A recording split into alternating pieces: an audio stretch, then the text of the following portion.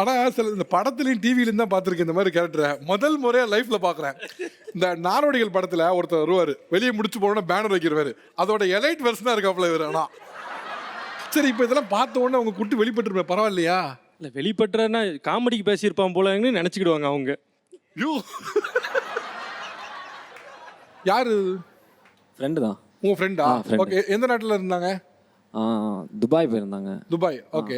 இதுக்கு மேல இந்தியாவில் இருக்கப்ப என்ன சீன்லாம் போட்டாங்க? அப்புறம் இங்கே துபாய் இருக்கையில் ரொம்ப ஹோம்லிகள் மாதிரி நீட்டாக அமைதியாக யார் என்ன சொன்னாலும் எதிர்த்து பேசுவாங்க. அம்மாவோ அப்பாவோ எதனா திட்டினா மட்டும் எதிர்த்து படபடன்னு பேசுவாங்க. மற்றபடி பெருசாக ஒன்றும் இருக்காது. ஆனால் அந்த ஃபாரின் போயிட்டு வந்ததுக்கப்புறம் மொத்தமாக கேரக்டர் சேஞ்ச். அது எப்படின்னா, ஃபார்மலாக இருந்த ஒரு பொண்ணு லிப்ஸ்டிக் பார்க்கணும், அப்படியே ரத்த கலரில் உதடு தெரியாங்க பாருங்க, இங்கேருந்து பாருங்க, மூஞ்சியை மறைக்கிறாங்க பாருங்க, ரத்த கலரில் உதடு தெரியணும், பளிச்சுன்னு மூஞ்சி தெரியணும். அந்த அந்த ஸ்ட்ரைட்னிங் பண்ணியிருக்காங்க பாருங்க. உதட்டுக்கு மட்டும் போட்ட மாதிரி தெரியல, கண்ணத்துக்குலாம் போட்ட மாதிரி இருக்கு. இங்கே பாருங்க, அந்த ஸ்ட்ரைட்னிங் பண்ணியிருக்காங்க. என்னமா லிப்ஸ்டிக் கண்ணத்துக்குலாம் போட்டுக்கலாம்? அது ரோஜர். Roger Roger. அது அந்த முடி ஸ்ட்ரைட்டன் பண்ணியிருக்காங்க பாருங்க. போன மாதம் தான் பண்ணாங்க. அதுக்குள்ளே பெண்ட் ஆயிடுச்சா, அதுக்கு 20,000 ரூபாய். கேட்டால் ஸ்பா பண்ணேன், அது பண்ணேன், இது பண்ணேன்.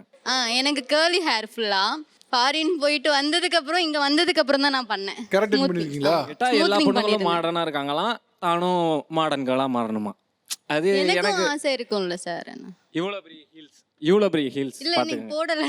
அந்த மைக்கு சைஸுக்கு ஒரு ஹீல்ஸு, அதை போட்டுக்கிட்டு ஒரு வாட்டி நடக்க முடியாமல் ஒரு சவதிக்குள்ளே கால் போயிடுச்சு. ஹீல்ஸ் செருப்பு சவதியோட போயிடுச்சு. நான் தான் கையை விட்டு எடுத்தேன்.